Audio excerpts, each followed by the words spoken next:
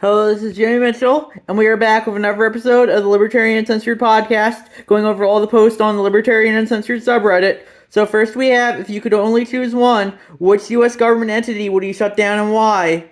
And I said, easy vote for CIA for me. A lot of the foreign interventionist bullshit comes from them. Faults, and I see a lot of people say the DEA and Border Patrol and the cops replacing with militia and ATF and all that, and I think that's good. I think, it's I don't think we're close to shutting down any of the federal government, any branches of the federal government. But there's a lot of good ones to shut down, I think, and hopefully one day we can get rid of them all. That's my thoughts on that issue.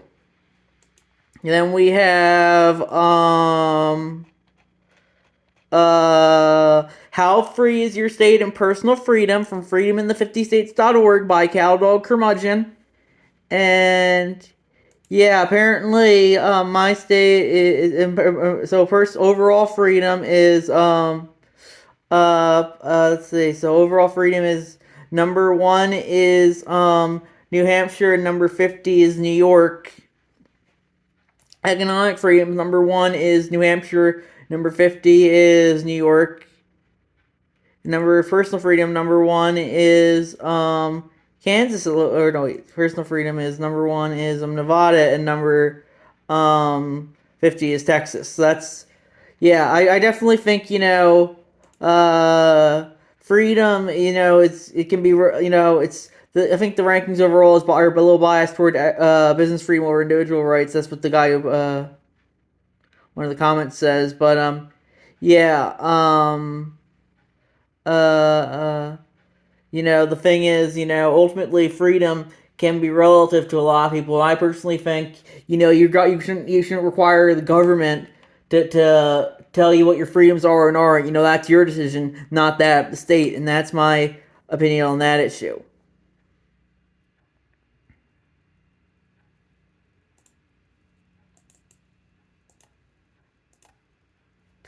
Then we have Jonathan Casey questions LP California on presidential panel. Why were LP candidates missed, but RFK Jr. made it? And that's a tweet from Jonathan Casey, and that's a post from Doctor Who 07. And yeah, I personally think that they should be able to invite whoever they want to. But with that being said, they should probably expect criticism if they put an independent candidate in there, an RFK Jr., rather than actual Libertarian Party candidates. But it's ultimately their decision and not mine. So that's my thoughts on that issue. Then we have exclusive. Roger Stone spoke with Cop Pale about assassinating Eric Swalwell and Jerry Nadler from Mediaite.com by Whittling Dan. And yeah, I think that sounds like something stupid Roger Stone would say. Yeah. Then we have Judge Tanya Chutkin's DC Home Swatted from themessenger.com by Whittling Dan. And, yeah, I definitely don't think we should be justifying swatting people's homes. And I think that's why a good reason we should get rid of the police. Because, they can ultimately do a lot of, they can cause a lot of harm because of pranksters like this calling people to SWAT on other people, Yeah, so that's something that I don't think is very libertarian. That's why I personally think we shouldn't have any law enforcement. Rather, we should just let the people do it rather than have the state do it.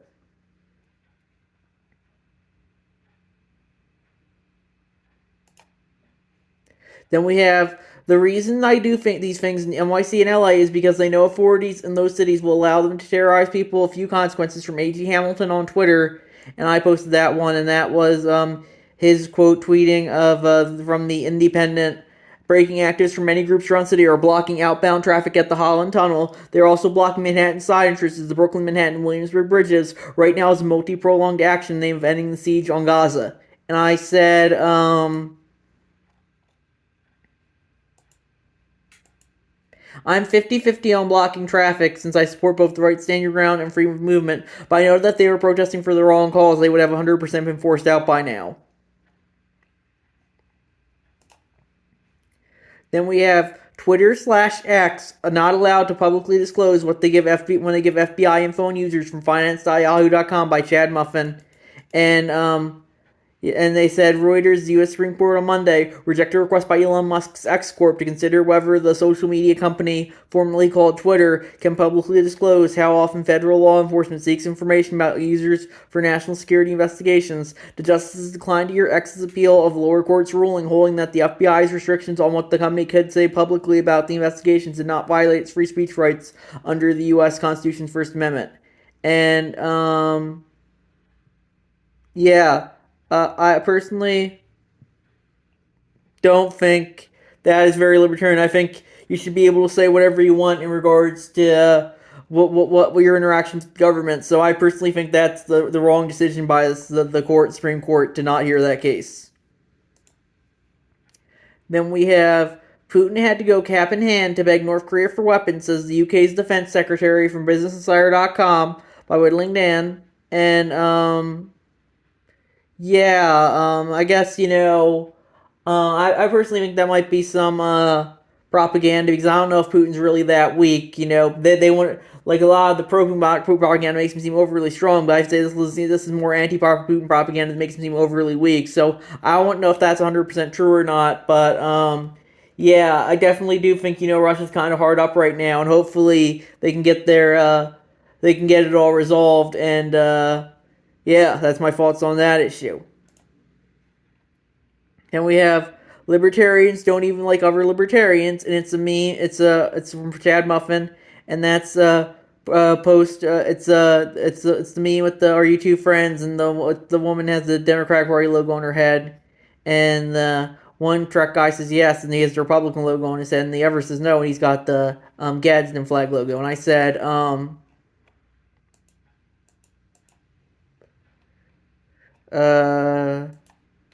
what did I say? I said most Republicans are as libertarian as most Democrats. Not at all.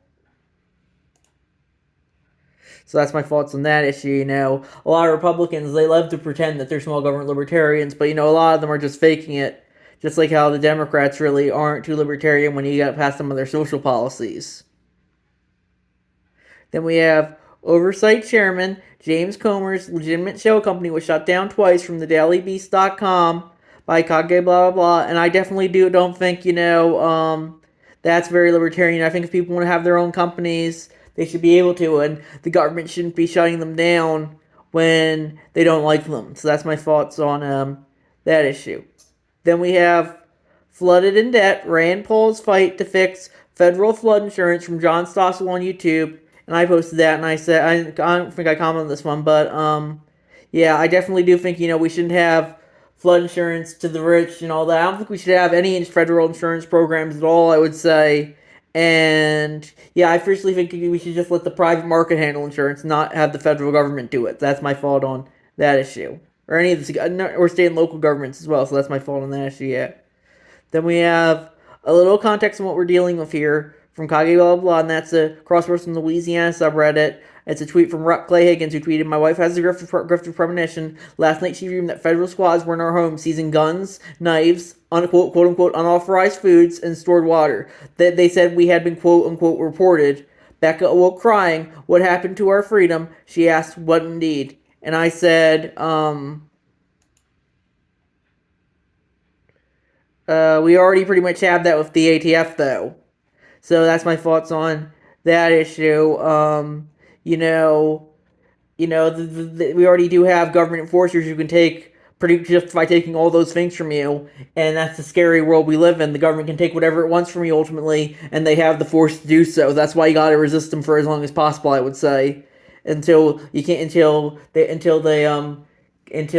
do so anymore. So that's my thoughts on that issue. Because they just had that Amos Miller's, they raided Amos Miller's farm in Pennsylvania for selling unauthorized food, I would say, and I don't think that's libertarian. They said, oh, it's for your own safety. You can't consume raw milk. It can be dangerous. Well, I think a lot of people are getting the raw milk. They know that, and they want to consume it anyway. So that's the perspective here is that. It's not the prohibition isn't libertarian. We shouldn't be telling people what they can and can't consume. Even if it's just for their own safety, because a lot of the road to hell is paved with intention. You see that when the government tries to police people for their own safety. I personally don't think some things are safe. Like I don't think people should be cutting themselves, But if people want to cut themselves, that's on them. That's their decision. And I don't think the state should be forcing people to not do something they don't want to do, as long as they're not hurting anyone else.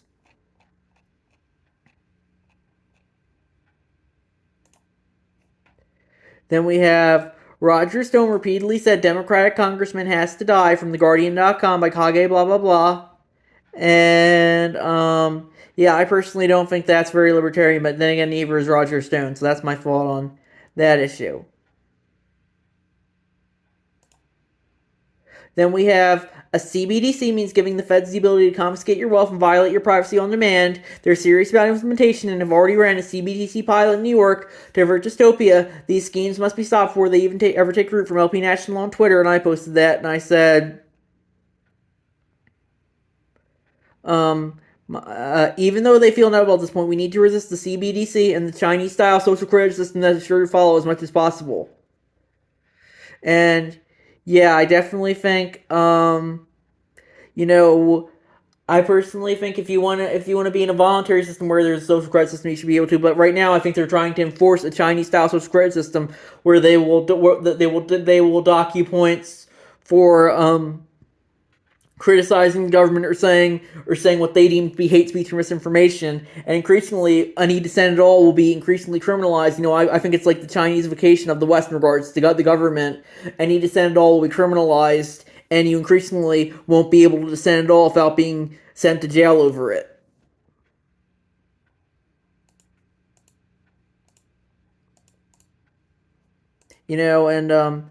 It's the CBC is getting rid of physical money and going all digital when having the state control, which I see is almost certainly going to lead to a Chinese-style social credit system. The feds are already testing the waters. Look up their Fed Now program. I think that's what the CBC pilot they're referring to in the tweet that we were talking that I said. Yeah. Then we have Trump claims near limitless power in DC immunity hearing, from thedailybeast.com by Kage blah blah blah. And yeah, I personally don't think so, but a lot of the other presidents aren't held accountable either, so it does look like he might have it. Like Bill Clinton can go rape underage girls on Epstein Island, and he'll never be held accountable. So, ultimately, it is I do think that's the thing with uh you know the president has all the power, and you can't be held accountable because that will go against the narrative.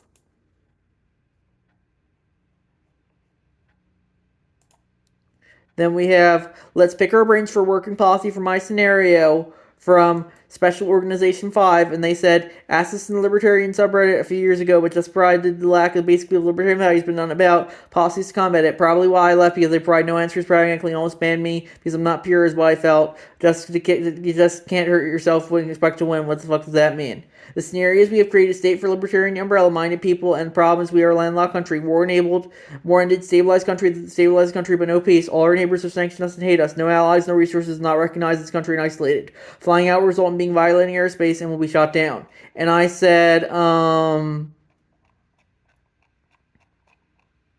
if the neighboring countries want to justify using force, that's on them. The country should be able to use its own resources to create as stable a society as possible, otherwise it will not be self-sufficient and lose its independence.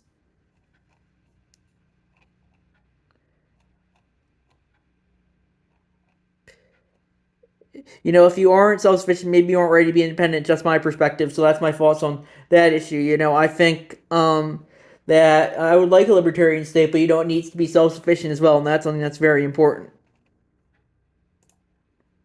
Then we have X purges prominent journalist leftist with no explanation, from Vice.com by Skeptical Bob, and I said they just took off Hamas also. I definitely think that goes against free speech as well. So I personally do think they should be tried as free speech as absolute as possible. But I think this and them removing Hamas is a good example of how they aren't as good as free speech as they can kind of market themselves on.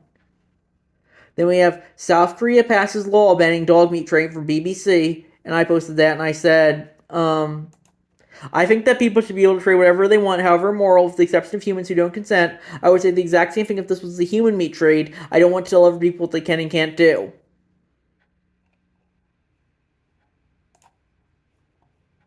Then we have voters don't always have the final say. State legislators and governors are increasingly undermining ballot measures that win. From theconversation.com by Patan Furchan. And yeah, that just goes to show you how ultimately, the state will justify even going against the will of the people, but by justifying, saying, oh, the people vote for this, but it looks like we don't have to. We are the ones of power, and we can enforce whatever we want, and that's not something that I think is very libertarian. Then we have Trump attorney tells judges presidential immunity would even cover assassinating rivals, selling pardons from themessenger.com by Whittling Dan.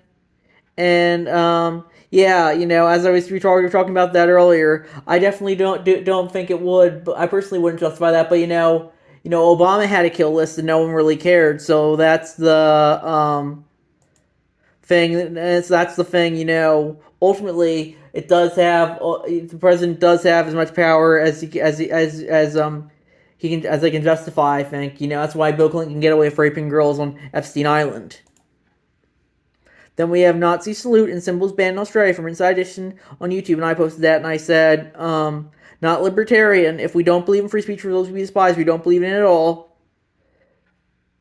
And then we have How to End the Low Insanity 10-Year Russian War Against Ukraine from Paper Big 1409. And I said, Ukraine might have to concede Crimea and the Donbass region to Russia, otherwise the perpetual stalemate is probably just going to continue forever. Then we have Just Let the Voters Decide, humor. And that's a comic from Tom Dancing Bug, how the next president gets elected. One, the Supreme Court ignores the plain language of the Constitution, borrowing instructions from the presidency in order to get the desired result. Just let the voters decide. And then apparently Mickey Mouse wins the GOP nomination, but the